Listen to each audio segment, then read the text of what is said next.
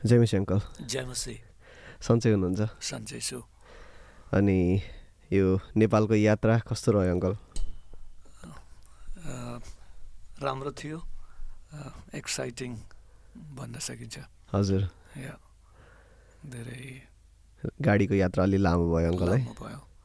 इन्डियाबाट यहाँसम्म आउनलाई कति टाइम लाग्यो हजुरलाई अङ्कल? 3 दिन लाग्यो, रातिहरू बसेर। हजुर, कहीँ होटलमा अरू कहीँ घरमा बसेर। ए, 3rd डे पुग्यो। हामी राति चाहिँ यात्रा गर्नु होइन, दिउँसो मात्रै दिउँसो चलाउनु? मात्रै। हजुर, माथि स्याङ्जासम्म पुग्नु भयो अङ्कल है? वो बहुतै त्यो चाहिँ धेरै एक्साइटिङ थियो। ए, त्यो बाटो पनि योपालि त आन्टीलाई पनि सँगै ल्याउनु भयो? सँगै ल्याएको हो त नि। मसित आएका भाइहरू पनि पहिलोचोटि नै? हजुर हजुर, धेरै एक्साइटिङ थियो। अनि अङ्कल हजुर नेपाल कति वर्ष बस्नु भयो अनि इन्डिया कति वर्ष बस्नु भयो? नेपालमा त 16 वर्ष बसेँ, तर जन्मेपछि 16 वर्षसम्म? 16 वर्ष। अब वहाँ त अहिले 37 साल भयो होला। ए, अनि 35 साल। अङ्कल अब यसो तपाईँले परमेश्वरलाई कसरी चिन्नुभयो भन्ने बारेमा अलिकति कुराकानी गरौँ। अनि हजुरले कसरी प्रभुलाई विश्वास गर्नुभयो? नेपालको मान्छे, फेरि स्याङ्जाको, अनि सेवाकाई गर्दै हुनुहुन्छ, अनि कसरी भयो अङ्कल? त्यो लामो कहानी हो। हजुर, तर सर्टले मैले भन्न चाहन्छु, यहाँबाट जाँदाखेरि त मलाई त्यति आइडिया थिएन। हजुर, विश्वास और प्रभु यीशु मसीह कुन हुन्, के हो भनेर मलाई केही पनि त्यति थाहा थिएन। तर थाहा भएको कुरा चाहिँ थोडा नेगेटिभ कुराहरू थियो। हजुर, जस्तै कि यो गाई खाने धर्म हो, हजुर हजुर, गोरेहरूको हो, और यस्तो भनेर एक नराम्रो विचार चाहिँ थियो।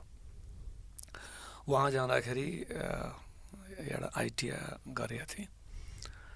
त्यतिखेर मैले सबभन्दा फर्स्ट टाइम प्रभु यीशु मसीहको सन्देश विचारको सुन्दाखेरि मैले भने यो मलाई चाहिँदैन। हजुर, हमारे पास 33 करोड भगवान छन्, उनको नाम लिनलाई समय छैन, ये गोरेहरूको धर्म किन लायो भनेर त्यो दिएको पर्ची फाडेर उनीको टाउकोमा हाल्दियो। तिमी लैजाऊ, मलाई चाहिँदैन तिम्रो शान्ति अन्ति, आफै राख भनेर पठाइदिएको। यसो गर्दाखेरि उनले तल माथि देखे कि मलाई हेर्न लाए। त्यतिखेर मलाई अलिकति डर पनि लाग्यो कि कहीँ ये हान्छ कि भनेर।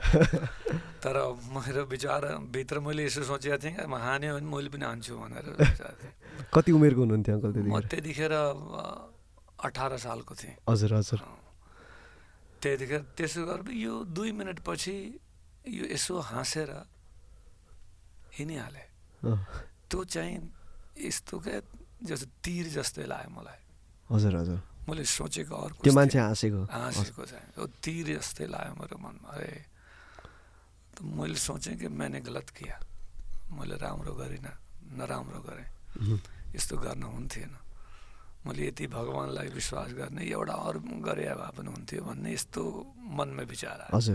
त्यसपछि यो क्रिस्चियनहरू यो काला किताब थियो कि त्यतिखेर मलाई बाइबल भन्ने थाहा थिएन। हजुर हजुर, यो काला किताब पकड्ने मान्छेलाई, समात्ने मान्छेलाई देख्दाखेरि म अलगै टाढा हुन्थेन, करिब जान्थिनँ। हजुर, त्यस्तो थियो। फेरि मेरो लाइफमा यस्तो घटना घट्यो भने एजेन्ट बाहिर जानलाई जो एजेन्टको मिलेको थिएँ त्यसबाट धोका भयो, उसले चीट गर्यो। म सिर्फ मेरे से नहीं और लोगों से भी करीब 200-300 लोगों के साथ उसने धोखा किया। पैसा लिएर उता पठाउँछु उता पठाउँछु यो गर्छु भनेर सबैबाट सर्टिफिकेट पनि लियो, पैसा पनि लियो, उसको सबै लिएर लापता भयो यो मान्छे। त्यतिखेर म धेरै टुटेँ क्या। अब जिन बेकार हो, सबै धोका हो भनेर, अब मर्न राम्रो हो भनेर मैले विचार गरेँ। हजुर, आएर त्यसपछि फर्केर म रुममै आएँ। रुममै आएर मेडिकल स्टोरमा गएर यो निद आउने दबाई धेरै खाएँ भने मरिन्छ भने यति थाहा थियो मलाई। हजुर। तो डेट्रोल के 2 बोतल और नींद की गोली हजुर। ये लिएर झोलामा राखेर म जाँदै थिएँ सीशोर में, समुद्र के किनारे कहीं गएर यो खाने त्यहीं खत्म होने। मैं कहाँ से हूँ, क्या है, कौन हूँ, के हूँ, केही थाहा हुन्न, खत्म गर्ने त्यो विचारले म बसमा बसेको थिएँ त्यहाँ जानलाई। त्यतिखेर मेरो मनमा कसैले भन्न थाल्यो कि तुम मर्न भन्दा अगाडि, before your death you go and see that man whom you mistreated, जिसके साथ तूने बुरा व्यवहार किया उसको जाके मिलो जी। तो मैं अपने सर को पकड़ने लगा, अपने आप को देखने लगा, ये क्या हो रहा है मुझे, मतलब के भाग हुई हो। कुछ दिन पहले तो मैंने उसको बोला कि पागल है, और आज मैं ऐसा क्यों सोच रहा हूँ, ऐसा मेरे मन में होता गया। लेकिन उतरता था फिर चढ़ता था, उतरता था फिर चढ़ता था, बट ये बार बार आता ही रहा। उसके बाद मैं दूसरे बस में वहाँ से उतरा, दूसरे बस में गया, वहाँ भी यही होने लगा। फाइनली मैं फिर पूछकर, ये लोग जहाँ प्रार्थना करते हैं चर्च, कुछ ऐसे लोग जो काला किताब पकड़ते हैं और पर्चियाँ देते हैं, ये लोग कहाँ रहते हैं। तो जिससे पूछा था उसने बोला क्या वो गीत भी गाते हैं, मैं बोला हाँ गीत भी गाते हैं। तो फिर मेरे को डायरेक्शन दिए, मैं वहाँ पहुँचा। कुन ठाउँ थियो अंकल त्यो ठाउँ? तो ट्रिवांड्रम, इंडिया में केरला में ट्रिवांड्रम बोल के एक जगह था। ए केरला में? हाँ केरला में, वो केरला को कैपिटल थे। मेडिकल कॉलेज के ट्रिवांड्रम का जो मेडिकल कॉलेज है उसके पास की जगह था। हजुर हजुर। तो मैं वहाँ पूछ कर वहाँ पहुँच गया। ए उस दिन सबसे पहला मैंने बाहर खड़ा था, कुछ दिन सब प्रार्थना हो रही थी, ताली बजा रहे थे, गा रहे थे। पहला तो ऐसा लगा कि ये सबै पागल हुन्, एउटा दुईटा भयो त राम्रो हुन्थ्यो, यो सबैको सबै कसरका पागल भयो, मनमा यसो विचार आयो के। हजुर हजुर। त्यसपछि फिर एक मनले भन्छ तिमी गएर बस, यिनले केही पनि गर्दैनन् तिमीलाई, ये प्रभुको मान्छेहरू हुन्। अर्को मनमा आछ तिमी नजाने, तिमी यिनीहरूसित तिमीले नराम्रा गरेका हो, यिनले मारेर तिमीलाई कुवामा हालिदिन्छन्। त्यो दुईटा मन थियो। एट लास्ट मैं सोचा कि अब मरने के लिए तो जा ही रहा हूँ, अगर ये लोग मार देते हैं तो और अच्छा है। जाके एकदम पीछे बैठ गया। देन उन्होंने, पादरी साहब वहाँ थे, वो लोग खड़े होकर बोलने लगे, प्रभु यीशु मसीह किसी एक व्यक्ति का परमेश्वर नहीं है, किसी जाति का परमेश्वर नहीं है, ईसाइयों का परमेश्वर नहीं है, मसीहों का परमेश्वर नहीं है, उस सारे मानव जाति का परमेश्वर है। इसलिए बाइबल कहती है परमेश्वर ने जगत से ऐसा प्रेम किया कि अपने एकलौते पुत्र को दे दिया, जो कोई उस पर विश्वास करे, जो कोई उस पर विश्वास करे नाश ना हो परंतु आनंद जीवन पाए। जो भी विश्वास करता है वो उसका संतान हो सकता है, उससे वो प्यार करता है। तो मेरे को ऐसा लगा कि क्या ये सच है कि वो मुझसे प्यार करता है। पैदी खोला में रहने वाला नेपाली एक गांव में रहने वाले लड़के से, क्या ये सच है वो जीवित है और मुझसे प्यार? ये सवाल मेरे अंदर बोल नहीं रहा था, मेरे दिल में ये खलबली मच रही थी। अगर ये सच है, अगर ये साँचै हो तो म जान्न चाहन्छु। हजुर मेरो विचार थियो। तर मलाई प्रार्थना पनि केही पनि आउँथेन त्यतिखेर। तो सोच्दाखेरि something happen to my heart, कुछ मेरे दिल में होने लगा और मैं अपने गुनाहों को देखने लगा, पाप को देखने लगा, एक एक जो गलतियां मेरे लाइफ में हुई थी। मैं बिलक बिलक के बच्चे के समान रोने लगा। रोने के बाद मैं पासवान के पाँव पर जाकर गिर गया। मैं बोला पासवान मुझे माफ़ करना, मैंने आपके ईश्वर को, आप लोगों को बहुत बुरा भला कहा हूँ। तो उन्होंने बोला बेटा मुझसे माफ़ी मत मांगो, यीशु से मांगो, वो तुमसे प्यार करता है, वो तुमको यहाँ लाया है। मैं घुटने में गया, रोने लगा काफ़ी देर तक। प्रार्थना तो नहीं आती थी। उसके बाद खड़े होने के बाद उन्होंने मुझसे पूछा तुम यहाँ कैसे आए? तो मैंने अपनी कहानी बताई। झोले में जो डेट्रॉल था, नींद की गोली थी, मैंने उनको दे दिया। वो देखकर वो रोने लगे और मेरे से गले लगाने लगे। तो उन्होंने बोला कि बेटा तुम यहाँ ऐसे नहीं आए हो, God has a plan for your life. ये प्रभु की योजना है, अगर तुम बुरा मत मानो तो you can stay with me. ऐसा उन्होंने बोला। और मुझे एक नया नेम उन्होंने दिया, बाइबल नया नेम दिया। वो मैं पढ़ने लगा, सवाल करने लगा मैं। और जब उनके साथ जब सवाल करने लगा, उसी दिन की घटना से मेरे ज़िंदगी में एक बदलाहट आने लगी। मेरे से बाइबल जो है, मुझसे, मैं नहीं पढ़ रहा था लेकिन बाइबल मुझे पढ़ रही थी। मैं अपनी खामियों को, अपनी कमियों को देख रहा था, कमजोरी। और वो इंसिडेंट्स मेरे ज़िंदगी को बदल दिया। फिर मैंने अपने आप को प्रभु के हाथ में सौंप दिया कि अब मैं उसके लिए खड़ा होऊंगा जी। ऐसी मेरी ज़िंदगी की शुरुआत हुई। मसीह में आने का कारण ये था। एकदम लामो यात्रा छ अङ्कल। लामो यात्रा था। यो भएको चाहिँ कुन सालतिर अङ्कल? 1990। 1990। म त जन्मेको पनि थिइनँ अङ्कल। 1990 त्यतिखेर केरलामा गएर प्रभुलाई पाउनुभयो।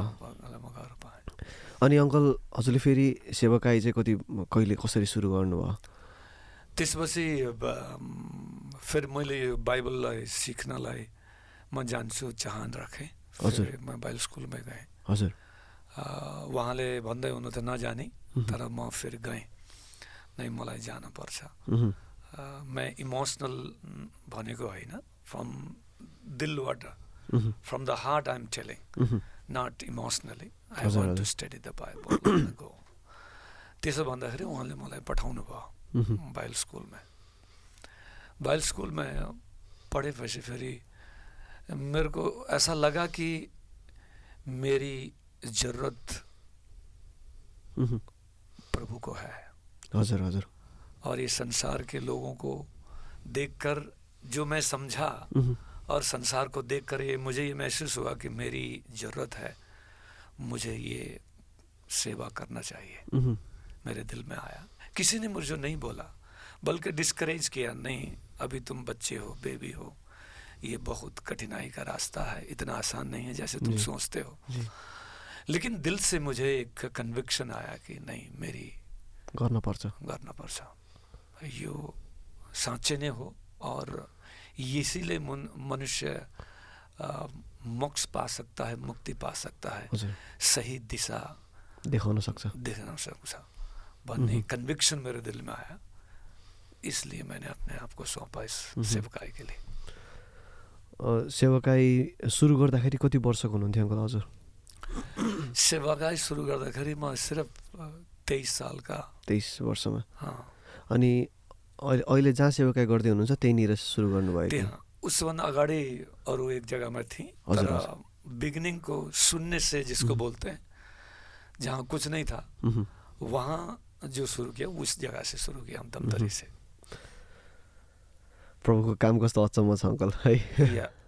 अनि अहिले त हजुरले धन्नै अब सरकारी जागिर भन्यो भने त दुईचोटि रिटायरमेन्ट हुने समयसम्म सेवा गर्दै हुनुहुन्छ। यो सेवाकाईमा त अब हामीले त फेरि इन्डियाको न्युजहरू धेरै सुन्छौँ अङ्कल। त्यहाँ क्रिस्चियनहरूलाई धेरै सतावटहरू भएको कुराहरू, घरहरू जलाइदिएको, कतिचोटि पास्टरहरूले पिटाइ खाएको पनि देख्छौँ। अनि त्यहाँ हजुरको क्षेत्रमा चाहिँ अङ्कल कस्तो छ हजुरको अनुभव त्यहाँ? सेवाकाई में वहाँ आने के बाद सेवाकाई सुनने से शुरू किया जी। उसके बाद ये सताव तो अभी मसीह जीवन का एक भाग है। सुसमाचारको डिमान्ड नै होला। डिमान्ड नै हो हैन, त्यो नभइकन काम हुँदैन। हजुर हजुर। म 2008 जनवरी 2 तारिक को म भएको ठाउँमा बन्द थियो। बन्द भएको थियो दमदरीमा। धर्म त्राण बंद करो, जेम्स राम को अंदर करो, ये स्लोगन था। त्यो गाउँ सबै गाउँको सबै त्यो शहरको सहरको हजुर डिस्ट्रिक्ट हेडक्वार्टर हो त्यो अहँ अहिले। पहिले त डिस्ट्रिक्ट थिएन, हजुर अहिले कुनै यो डिस्ट्रिक्ट पार्टीको मान्छे कि अङ्कल गाउँको मान्छे सबै आए सबै सब जो पार्टी के मान्छे भी थे हजुर और फिर हिंदू संगठन जो ग्रुप थियो हजुर आरएसएस छन्, हजुर बजरंग दल हो भए, हिंदू जागृत मंच भए, बीजेपी भए, ये सबै मेरो भाइहरू हुन्। तर नजानको भएर तिनीहरूले सबै उफ्रिएर त्यो आन्दोलन जस्तो गरे। हजुर हजुर धमदरी शहर पुरा बन्द भएको थियो। तिनको स्लोगन यो थियो, धमदरी धर्म त्राण बन्द करो, जेम्स राम को अंदर करो भनेर त्यति आन्दोलन गरेका थिए। म अकेलै थिएँ घरको भित्र, सबै डरा थिए, you know all were fearing. हजुर हजुर सब विश्वासी लोग भी बोले बस आप कहीं चले जाओ 3-4 महीने के लिए, ऐसा ऐसा बाहिर त्यस्तो भइरहेछ। त्यस्तो भइरहेको छ। फिर ढुङ्गा पनि हान्थे घरमा, गेट के सामने आकर वो पीला झंडा खड़ा करके ऐसा किए। लेकिन दिल के अंदर ये था कि अगर प्रभु अनुमति नहीं देगा तो ये लोग कुछ नहीं कर सकते। अगर प्रभु अनुमति देगा मारने के लिए तो ठीक है, अब ऐसे भी मरना है वैसे भी मरना है। ऐसा दिल में प्रभु ने एक क्या बोलेंगे कन्विक्शन एक हिया प्रभु ने दिया जी। और मेरी पत्नी भी साथ थी, तो पुलिस भी था ग्राउंड में और चारों तरफ इन लोगों का जिंदाबाद चल रहा था। लेकिन इससे मैंने क्या सही, इससे चर्च की घटी नहीं हुई है, चर्च की बढ़ोतरी हुई है। जब ऐसा हुआ मारपीट, ये तो कई बार हुई है, जेल में भी जाना पड़ा जी, और कई बार मार भी खाना पड़ा। ऐसी घटना होते गई, लेकिन अभी तो लाइफ का एक भाग बनिसक्यो छ, कोई फर्क नहीं पड़ता। तो लेकिन उस समय हमारे वहाँ सोच लीजिए करीब 22 जगह में हमारी आराधना होती थी जब परसिक्यूशन ये मारपीट चालू हुआ। लेकिन उसके बाद जो है अभी 80-90 जगह में होता है। ओहो। तो वो बढ़ने का जरिया बना। मैं तो कहूँगा कि हमसे ज़्यादा वही प्रचार कर रहे हैं। तो अच्छा ही हुआ। एक बार और मैं एक घटना बताऊँ, एक दिन मारपीट करके हमको जेल के अंदर डाल दिए। हम लोग प्रचार कर रहे थे, सामने wish you happy Christmas and happy new year और God so love the world, वही यूहन्ना 3:16 वो लिख के जुबा बना के हम लोग प्रचार कर रहे थे। तो इन्होंने मारपीट के जेल के अंदर डाल दिया, पुलिस कस्टडी में आ गए। उसके बाद न्यूज़ आया कि ये लोग धर्म परिवर्तन कर रहे थे, और जो हमने पहना हुआ था जुब्बा वो सब न्यूज़ में आ रहा है बार बार। तो मैं, हमारे बच्चे 11 लोग थे, हम लोग उनको पकड़ के जेल में डाल दिए थे, पुलिस थाने के अंदर थे। अब मैं जब उनको छुड़ाने के लिए गया तो मुझे पकड़ के अंदर डाल दिए, यही करवाने वाला है बोल के। तब छत्तीसगढ़ में बुंदे छत्तीसगढ़ में तब मेरे को डाल दिए। तो फिर मेरे को मेरा एक मित्र था, वो आकर बोला डरो मत, मैं इसलिए तुमको मिलने आया हूँ कि तुम्हारा न्यूज़ जो है पूरा टीवी में आ रहा है। मतलब क्या आ रहा है?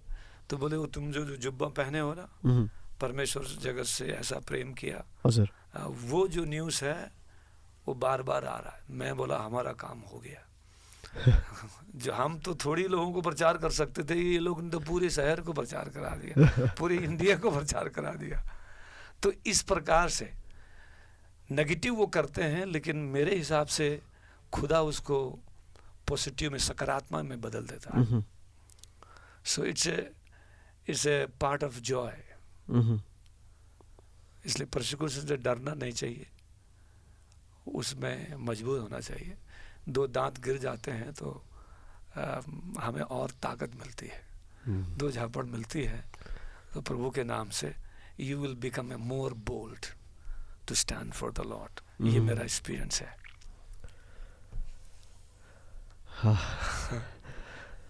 अनि अङ्कल यो हजुर यसरी यो समस्याहरूमा पढ्दै गर्दाखेरि अँ, त्यो बेलामा चाहिँ हजुरले आफूलाई कसरी आफ्नो फेथलाई अब कसरी त्यतिखेर उ गर्नुहुन्थ्यो अङ्कल? मैंने ये सीखा है कि testing becomes a test money. मह्म, जो अभी आप जिस परीक्षा से गुजरते हैं, मह्म, अगर आप उस टेस्टिंग में मह्म, परमेश्वर पर ट्रस्ट करते हो मह्म, तो वो टेस्ट मनी में बदल जाता है। मह्म, कोई भी घटना, मेरा व्यक्तिगत अनुभव ये है, मह्म, मेरे जिंदगी के मेरे सर के बाल भी एक गिरता है तो परमेश्वर जानता है, उसका मतलब गिना हुआ है।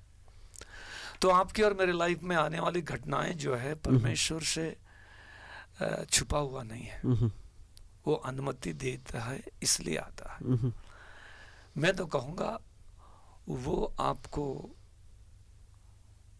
नम्र बनाता है जी, और आपको आपके विश्वास की योग्यता को परखता है, मह्म, और आपकी जो अंदर जो अच्छाई जो छुपा हुआ है, मह्म, जो गुण आपके अंदर है, हमारे भीतर भाग गुण के मह्म, वो लाई बाहर निकालना लाई हुए यो समस्याहरू चाहिँ समस्याहरू चाहिँ।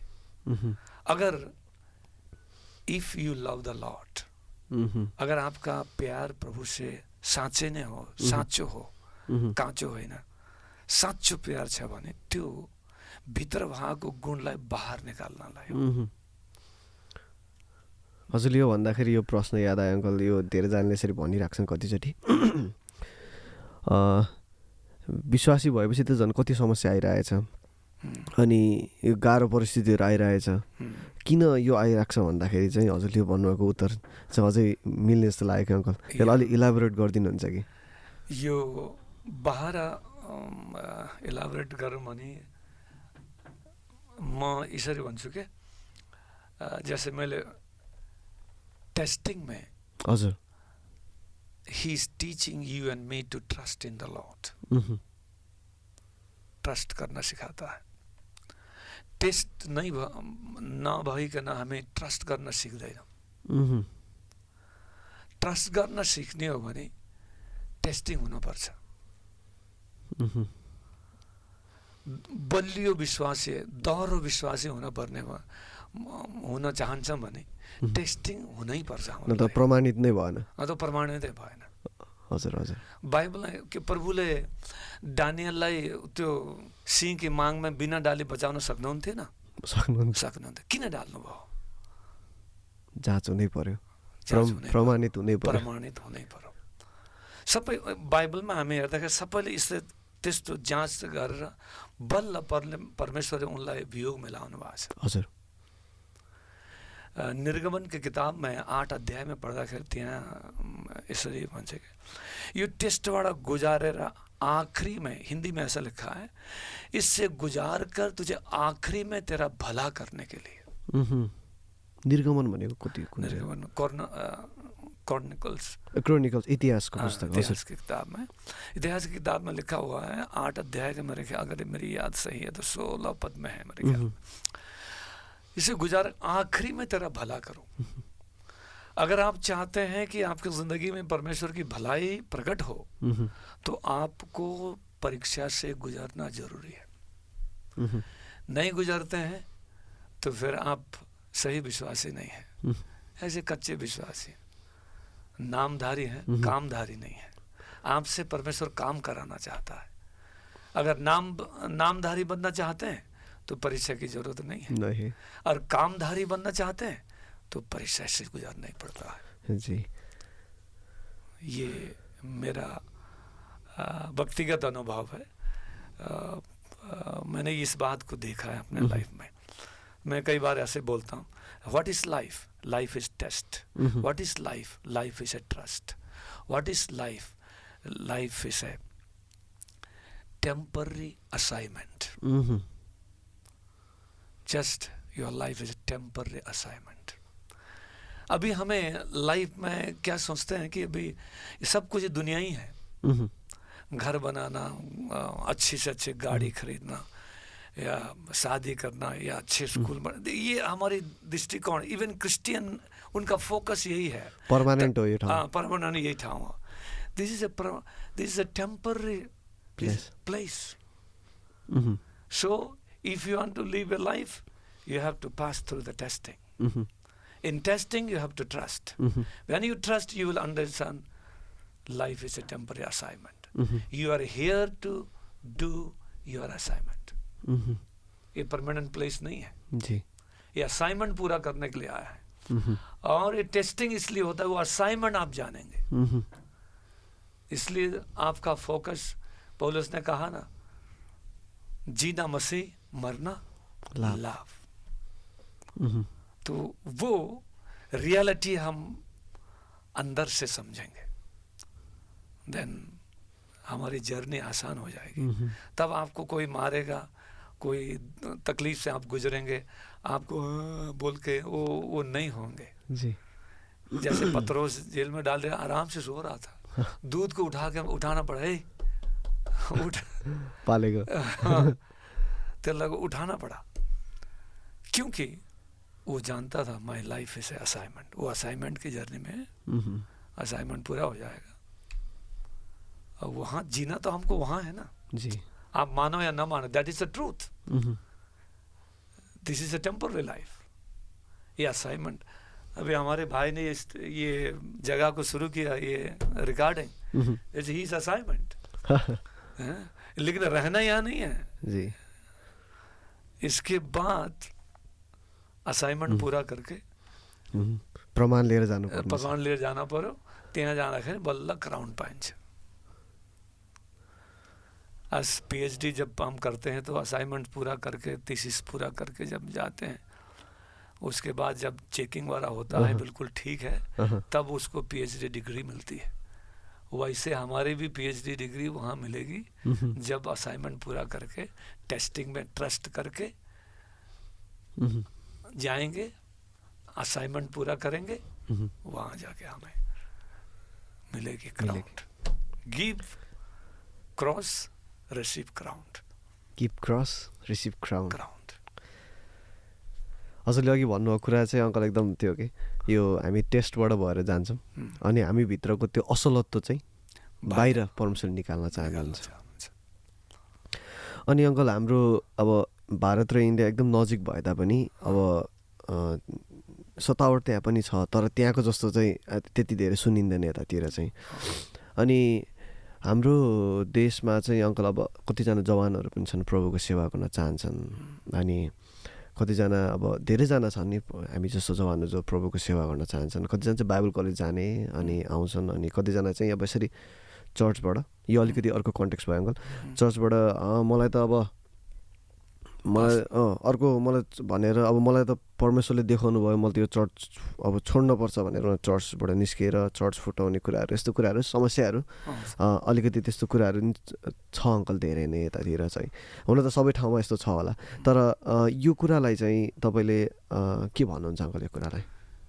मैले यस कुरालाई सही राम्रो लाए पनि नलाए पनि एउटा कुरा यो हो, त्यो चर्च पठाएको चर्चदेखि फेरि आएर त्यसलाई छुट्याएर या उहाँ अलि मान्छेहरूलाई लिएर अलग गर्ने कुरा, त्यो सेवा होइन, त्यो सही कलिङ नभएर हो त्यसो गर्ने। तो बुलावट, अगर उसको सही बुलावट है तो ये काम कभी भी नहीं करेगा, वो कभी नहीं करेगा। परमेश्वर यस्तो कसैलाई पनि गर्न भन्नुहुन्न। और बुलावट भएको कोही भी जवानहरू छन्, उसले यसो गर्न सक्दैन, गर्दैन। तो बुलावटमा परमेश्वरको सेवकालाई बुलाएको कन्भिक्सन, दह्रो कन्भिक्सन नभर हो यस्तो सर्टकट बाटो हेर्ने।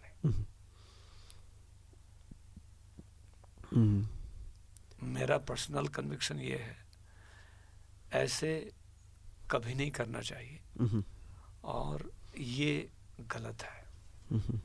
अगर आपको परमेश्वर ने बुलाया है वो आप रहो ना, कुछ दिन you wait, waiting is not wasting, धीरज धर के आप बैठिए, आते ही आप सर में चढ़ना कोशिश मत करो, वेट करिए एंड धीरे से परमेश्वर मार निकालेगा, he will direct you, he will correct you. आप जो है ना डायरेक्शन के लिए वेट करते हैं, ना करेक्शन के लिए वेट करते हैं, ना इंस्पिरेशन के लिए वेट करते हैं। इसलिए डायरेक्शन ना होने के कारण, करेक्शन ना होने के कारण, इंस्पिरेशन ना होने के कारण स्वयं अपने आप का मनोकामना, थिंकिंग, अपनी विचार से, जैसे नीति वचन में लिखा है ना, अपना समझ का सहारा ना लेना। ये वो लोग हैं जिन्होंने अपना समझ का सहारा लिया। संपूर्ण मन से परमेश्वर पर भरोसा रखना, अपनी समझ का सहारा ना लेना, संपूर्ण मन से परमेश्वर पर भरोसा रखना। उसके बाद के शब्द को वहां देखना, हिंदी में ऐसा लगा, तब परमेश्वर तुम्हारे लिए सीधा मार्ग निकालेगा, तब निकालेगा। लेकिन ये तो पहले ही से अपने ही समझ का सहारा लेते हैं। अब म पास्टर भएँ, मैले डिग्री गरेर आएको, पास्टरलाई भन्दा धेरै मलाई आउँछ, त्यो तो ठीक होइन ना। परमेश्वरको वचनमा के गल्ती, डू एभ्रिथिङ विथ लभ। लव, जो बातें आदरणीय हैं, जो बातें प्रशंसनीय हैं, जो बातें महिमा की हैं, फिलिपियों की पत्री 4:8 से जब हम पढ़ते हैं तो वो औदर ये तो ठीक नहीं है। You are damaging the body of Christ. इसलिए ऐसे बच्चों को मैं सोचता हूँ ग्रेस भाई, उनको मेरे साथ मिलाइए, मैं उनसे बात करना चाहूँगा। अगर ऐसा कोई करता है, हमारे नेपाल में भी इन बच्चों को कुछ साइकोलॉजिकल प्रॉब्लम है। एक मखोटा स्पिरिचुअल है। मखोटा भनेपछि एक बार क्या हो गया, एक आदमी नौकरी ढूंढ रहा था, समझने के लिए बोल रहा हूँ एग्जाम्पल, नौकरी ढूंढ रहा था, नौकरी उसको मिला नहीं, तो सर्कस घर में गया। बोले नौकरी कुछ मिलेगा क्या? बोले एक नौकरी मिलेगी। बोले क्या?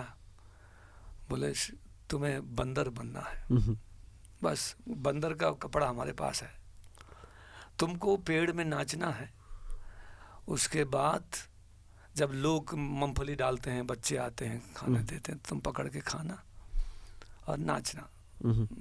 8 घंटे ड्यूटी है। अब नौकरी नहीं मिली थी तो वो लग गया। वो एक दिन क्या हुआ कि ऐसे नाचते नाचते फड़ाक से ये सिंह की मांग में गिर गया नीचे। उसने बोला बचाओ बचाओ बचाओ, मुझे बचाओ। बोला तो सिंह की मांग में गिर गया। बंदर पेड़ में था, वो नीचे सिंह की मांग में गिर गया। बचाओ बचाओ, तो डर गया, कहाँ पर रहा था? बोला तो सिंह बोलता है डर मत, मैं भी मनसान समझ गए? तो उसी प्रकार इसको डर है। डर होने की वजह से ये मखोड़ा उसने पहना है, ये रियल नहीं है। शेर का चेहरा है लेकिन शेर नहीं है। बंदर का मखोड़ा पहना है लेकिन बंदर नहीं है। ये सेवकाई के लिए निकला है लेकिन सेवा नहीं कर रहा है, मखोड़ा पहना हुआ है। इसलिए ऐसा करते हैं। अगर सही शेर है, सही बंदर है, तो ऐसा नहीं करेगा जी। तो इसलिए रियल सेवकाई में अगर उसको प्रभु ने बुलाया है, ट्रेनिंग किया है, प्रभु के वचन को सीखा है, तो ये सही नहीं सीखा है, ये मखोड़ा पहन लिया है। यो त्यो राइटियसनेस के अङ्कल, धार्मिकता, start right, do right, finish right हुनु पऱ्यो। राइट। कहिलेकाहीँ चाहिँ बाङ्गोटिङ्गो बाटो गएर लास्टमा राइट हुने भए चाहिँ हुँदैन। हजुर हजुर। उस मखौडा क्यों निकाल्न पर्यो? स्टार्टिङ पनि राइट हुनु पऱ्यो। राइट हुनु पऱ्यो। अनि अब कसैलाई यसरी प्रभुको सेवा गर्न मन छ, नयाँ ठाउँमा जानलाई केही समय अधीनतामा बसेर काम गरेर अनि फेरि जान मिल्छ अङ्कल? या मैं सोचता हूँ, मैं आज भी वही करता हूँ जी। चाहे आप PhD करके आए, मैं डायरेक्ट बाइबल स्कूल में पढ़ाने के लिए नहीं देता हूँ जी। मैं बोलता हूँ पहला 2 साल तुम चर्च में सेवा करो, 2 भूत को निकालो, 4 बीमारियों के लिए प्रार्थना करो, 10 लोगों को तुम विश्वास में लाओ, उनको बपतिस्मा दो, उनका धक्का मुक्की खाओ, तुम्हारा जितना भी चोंच है सब निकल जाए। उसके बाद तुम्हारे सिखाने में, तुम्हारे बोलने में दम रहेगा। अनुभव चाहिए। अनुभव चाहिए। दैट इज मेरा पर्सनल हजुर कन्भिक्सन है। हजुर, बुझ्न सकिन्छ अङ्कल त्यो कुराले, धेरै कुराहरू।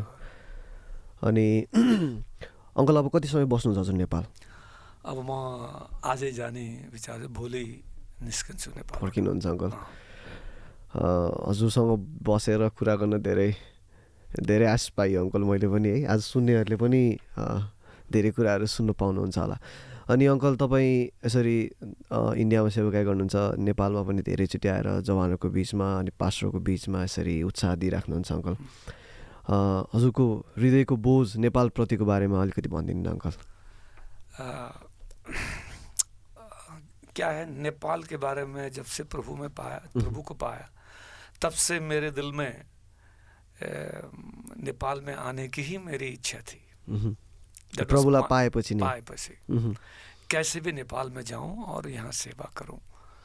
तो क्योंकि जब से मैं गया था तो यहाँ नेपाल बहुत कम, नहीं के बराबर, इक्के दुक्के थे। म जाँदाखेरि त मलाई त थाहै थिएन कोही क्रिस्चियन हुन्छन् भनेर थाहा थियो, तर यसरी छन् भनेर थाहा पनि थिएन। त्यसो भएर यहाँ आउनलाई धेरै इच्छा थियो। आएपछि मलाई जान पर्यो यहाँ आएँ पनि म। हजुर। कोलपुर भन्ने ठाउँमा त्यहाँ म एउटा राम जानकी भन्ने स्कुल थियो। हजुर। त्यहाँ थिएँ म। ए कुन सालको कुरा अङ्कल? यो 87 होला। ओके। 87 में 87। त्यहाँ सेवाकाई सुरु गर्नुभन्दा अगाडि आउनु भयो रहेछ अङ्कल? उहाँ सेवाकाई सुरु गर्नुभन्दा अगाडि आउनु। फेरि यहाँबाट मलाई जान पर्यो। I have to live. त्यसपछि मेरो बढी बोझ थियो कि कसरी पनि यहाँ आउने। फिर आएर यता आएर फेरि विश्वासीहरू, जवानहरू like you guys, when I see I was excited, you know. Nepali किसी को भी देखता हूँ तो मेरे को ऐसा लगता है ये अपना भाई मिल गया, अपना का भाइ मिल गया, ऐसा मेरे को लगता है। हालांकि आज मैं नेपाली त्यति राम्रोसित बोल्न सक्दैन किनकि त्यति लामो समय त यहाँ बसेर भएर, but I have a heart for Nepal. हजुर अङ्कल। इसलिए I want to do my best what I can for Nepal, to bring in Christ. और यहाँ के जवान लोग प्रभु के लिए खड़े हों। मैं नहीं चाहता नकली होकर खड़े हो, असली होकर खड़े हो, जीने वाले और प्रभु के लिए मरने वाले होकर खड़े हो। ये मेरी हार्ट है। हजुर अङ्कल। उसके लिए मुझे जो भी कीमत चुकाना पड़े उसके लिए मैं तैयार हूँ कि ऐसे बच्चे खड़े हो कि हम प्रभु को देखकर प्रभु के लिए जान देने के लिए समर्पित ऐसे लोग हो जाए। ये मेरा हार्ट है आज भी। जी अङ्कल। इसलिए एकदम खुसी लाग्यो अङ्कल हजुरसँग गफ गर्ने अनि धेरै कुराहरू अनुभव पनि सुन्ने अङ्कल। अनि अब फेरि हाम्रो कहिले भेट हुन्छ कहिले हुन्छ थाहा छैन, प्रभुको इच्छा भयो भने चाँडै पनि भेट होला। अनि अङ्कल अब के भन्छ, तपाईँले हामी नेपालमा भएको विश्वासीहरूलाई अनि कुछ प्रभुको सेवामा आउने व्यक्तिहरूलाई, सेवा गरिराख्नु भएको व्यक्तिहरूलाई के मेसेज दिन चाहनुहुन्छ भने छोटो केही कुरा भन्न मिल्छ अङ्कल? नेपालमा भएका सबै, हजुर, बस एक ही सा अगर छोटे शब्द में कहूँ तो नेपाल में जितने जवान हैं या प्रभु की सेवा में हैं, उनसे मैं ये कहना चाहूँगा कि प्रभु के लिए एक सही परमेश्वर के साथ सही रिश्ता पहला कायम करें। एक अटूट जो रिश्ता है ना, जो परमेश्वर के साथ जो वो पहला कायम करें। जी अंकल। वो रिश्ता कायम होने के बाद परमेश्वर ने कहा कि वचन में जैसे पढ़ते हैं भजन संहिता में, मैं उसको जिस मार्ग में चलना है मैं उसको अगुवाई करूँगा। तो रिश्ता जब सही होता है तो रास्ता सही निकलता है। जहाँ रिश्ता सही नहीं है परमेश्वर के साथ, संबंध, हजुर, हाँ, तो रास्ता सही नहीं होता। तो हर एक प्रभु के सेवकों के लिए और प्रभु के विश्वासियों के लिए मेरा एक ही छोटा सा शब्द ये है, हमारा रिश्ता प्रभु के साथ सही हो, ताकि परमेश्वर सही रास्ता निकाले। आमीन। तब फिर परमेश्वर वहीं ले जाएगा जहां हमें जाना है, हमें वही करवाएगा जो हमें करना है। हम डिफीट नहीं होंगे, विक्टोरियस होंगे। आमीन। तो ये मैं चाहता हूँ और यही मेरी प्रार्थना है कि उसका साथ जो रिश्ता है कायम हो और रास्ता प्रभु निकालेगा, और उसी में हम फलवंत हो सकते हैं। जी अंकल। और उसी में हमारी समझ भी खुल जाता है। तब हम छोटी सी बात में यति प्रार्थना करने के बाद भी मलाई केही भएन भन्ने कुरा आउँदैन के, will be happy, thank God, he is in control. आमीन। उस बनियन में लिखा है ना, टी शर्ट में, relax, God is in control. तो हमें वो समझ आ जाता है कि परमेश्वर नेतृत्व में है। या यही कहूँगा मैं। धेरै धन्यवाद अङ्कल हजुरको समयको लागि। हामी धेरै खुसी छौँ। अनि हामीले के अरे हजुरको बारेमा त विचार गरिरहेको थियौँ पोडकास्टमा लिएर आउनलाई, तर ठ्याक्क समय सबै कुराहरू ठक्क मिल्यो हजुरले। अनि हामी धेरै खुसी छौँ अङ्कल। अनि हजुरको यात्रा पनि असल रहोस्, हामी प्रार्थना गर्नेछौँ। अनि अङ्कल आज हाम्रो यो पहिलो पोडकास्ट पनि हो, त्यो कारणले गर्दाखेरि हजुरले प्रार्थना गरेर, अनि कतिजना सुन्दै हुनुहुन्छ उहाँहरूको लागि पनि अनि प्रार्थना गरेर हामीले एन्ड गर्न मिल्छ। ल हुन्छ, प्रार्थना गरौँ। पिताजी, हम आपको धन्यवाद देते हैं ये सुंदर अवसर के लिए जो आपने हमारे जीवन में दिया। विशेष जितने भाई बहन लोग सुन रहे हैं इनके लिए हम प्रार्थना करते हैं। इन्हें पिताजी एक जलते हुए मसाल बनाकर आप अपने हाथ में लेकर इस्तेमाल करें, विजेता के लिए, छुटकारा के लिए, एक दिशा दिखाने के लिए और तेरी महिमा का पात्र बनने के लिए आप अगुवाई करें। हम प्रार्थना करते हैं इन जवान भाइयों के लिए जो इस प्रकार की सेवा इन्होंने शुरू की है। पिताजी, आपकी अनुग्रह इन पर बहुतायत से होने पाए। पिताजी, इन्होंने मुझे ये ऐसा अवसर दिया कि मैं इन भाइयों के बीच में आ सका और ऐसा अवसर आपने दिया, इसलिए हम धन्यवाद देते हैं। हम अपने जीवन को आपके पवित्र हाथ में सौंपते हैं। सुनने वाले एक एक भाई बहनों के लिए प्रार्थना करते हैं, चाहे जिस भी सवाल से जूझ रहे हों, जिस भी परिस्थिति से वो गुजर रहे हों, पिताजी उनको आप हूबहूब जानते हैं। हालेलुया। आप उनकी समस्या से अनजान नहीं हैं। आप अपने हाथ को बढ़ाएं, उन्हें आजाद करें पिताजी, जिससे आपको महिमा मिले। इस सेवा को आपके हाथ में सौंपते हैं। हर एक पर आपके आशीष हो। धन्यवाद, यीशु के नाम में आशीष मांगते हैं। आमीन। आमीन। आमीन। Thank you uncle. Thank you. Thank you. Thank you so much uncle. Thank you. God bless you.